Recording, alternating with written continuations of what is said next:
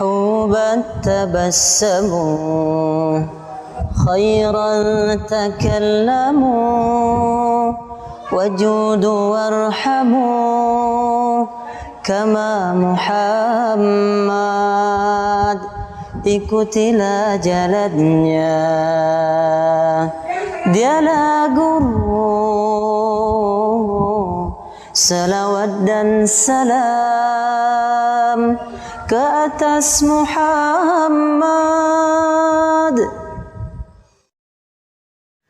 Bismillahirrahmanirrahim.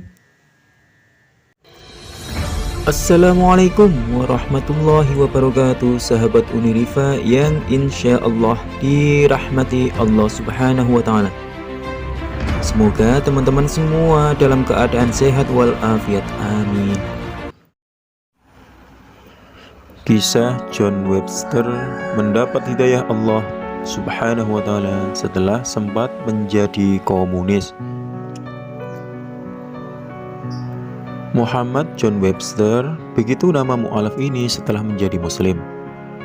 Ia lahir di London, Inggris pada Desember 1913 dan wafat pada 15 Desember 2008. Webster dibesarkan dalam keluarga Protestan. Ia mendapat hidayah Allah subhanahu wa ta'ala menjadi muslim setelah sempat aktif sebagai seorang komunis, lalu penganut panteisme. Dalam perjalanan hidupnya, Webster aktif berdakwah dan sempat menjabat sebagai presiden The English Muslim Mission. Webster sempat menjelajahi berbagai ideologis dari tengah ke paling kiri, lalu ke ekstrim kanan dan kembali ke tengah lagi. Ia adalah penganut komunis pada tahun 1940, kemudian mengikuti pandangan antisemit dari kaum fasis Inggris. Dia pernah menjadi anggota pembawa kartu dari Partai Komunis, kemudian seorang fasis. Berikut penuturan Muhammad John Webster selengkapnya tentang perjalanan rohaninya sebagaimana dinukil buku yang diterjemahkan Bakhtiar Affandi berjudul Mengapa Kami Memilih Islam. Saya lahir di kota London dan saya tumbuh sebagai seorang Kristen Protestan. Pada tahun 1930, sewaktu saya masih berumur belasan tahun, saya menghadapi berbagai kesulitan yang biasa dijumpai oleh setiap pemuda yang cerdas yang mempergunakan akal pikirannya, yaitu mengenai beberapa persoalan hidup sehari-hari yang pada dasarnya bertalian dengan tuntutan agama. Disinilah saya mulai menemukan kelemahan agama Kristen. Agama Kristen adalah satu kepercayaan campuran yang menganggap dunia sebagai dosa sambil berusaha menyesuaikan dirinya dengan kenyataan-kenyataan hidup dan menggantungkan harapan kepada kehidupan akhirat. Sebagai hasilnya, ditetapkanlah melaksanakan keagamaan pada hari Minggu secara khusus yang dianggap tidak ada bandingannya dalam sehari-hari dalam seminggu. Pada waktu Inggris menghadapi masalah-masalah kemiskinan dan ketidaktentraman masyarakat, agama Kristen tidak berusaha sedikitpun untuk menyelesaikannya. Karena itulah, maka dengan semangat seorang pemuda dan pengaruh emosi yang melebihi pengaruh ilmu pengetahuan, kepercayaan saya kepada gereja itu menjadi luntur, dan jadilah saya seorang komunis. Akan tetapi, komunisme hanya memberi kepuasan terbatas dan tertentu kepada pemuda-pemuda emosional berumur belasan tahun. Lalu tidak lama kemudian kelihatan tabiatnya yang buruk berdasarkan perjuangan kelas yang tidak pernah akan berhenti. Setelah saya menolak komunisme dengan dasar materialismenya, mulailah saya mempelajari falsafah dan agama-agama.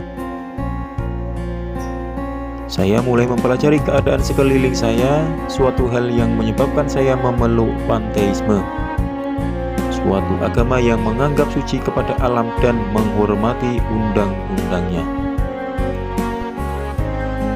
Kami orang-orang barat menemui kesulitan untuk mengenal Islam, sebab sejak terjadinya perang salib ada satu komplotan tersembunyi atau pertimbangan yang keliru tentang soal-soal keislaman. Kemudian pada waktu saya tinggal di Australia, saya telah minta satu kopi kitab suci Al-Quran pada Sydney Public Library. Akan tetapi, sesudah saya membaca kata pengantar dari penterjemahannya, saya merasa adanya fanatisme yang menentang Islam secara terang-terangan. Oleh karena itu, lalu saya tutup saja buku itu dan saya tinggalkan. Di sana tidak ada Al-Quran terjemahan seorang Muslim. Beberapa minggu kemudian, pada waktu saya ada di Perth, Australia Barat, saya sekali lagi menanyakan pada perpustakaan satu kopi Al-Quran dengan syarat penterjemahnya seorang Islam. Saya tidak bisa menggambarkan dengan kata-kata tentang tanggapan saya yang langsung sesudah saya membaca surat pertama di dalamnya, yakni surat Al-Fatihah dengan ayat-ayatnya yang 7. Kemudian saya membaca sejarah kehidupan Rasulullah Sallallahu Alaihi Wasallam. Saya menghabiskan waktu beberapa jam di perpustakaan hari itu dan saya telah menemukan apa yang sebenarnya saya inginkan, yakni dengan karunia Allah Subhanahu Wa Taala saya telah menjadi orang Islam. Padahal sebelum itu saya belum pernah bertemu dengan orang Islam. Hari itu saya keluar dari perpustakaan dengan perasaan lesu. Akibat kesungguhan saya berpikir dengan semangat yang meluap. Pengalaman saya selanjutnya ialah saya masih bertanya kepada diri saya sendiri, apakah itu benar-benar suatu kejadian atau hanya sekedar impian? Sungguh sulit bagi saya untuk mempercayai apa yang telah terjadi. Saya keluar dari perpustakaan untuk minum kopi. Di tengah perjalanan, saya melihat pada sebuah gedung tinggi ada tulisan Muslim Mosque. Lalu saya katakan kepada diri saya waktu itu juga, sesudah engkau mengetahui kebenaran, engkau wajib mengikuti segera. Asyhadu an la ilaha illallah wa asyhadu anna Muhammadar Rasulullah. Demikian dengan rahmat dan karunia Allah Subhanahu wa Ta'ala, saya telah menjadi seorang Muslim. Wallahu a'lam bishawab.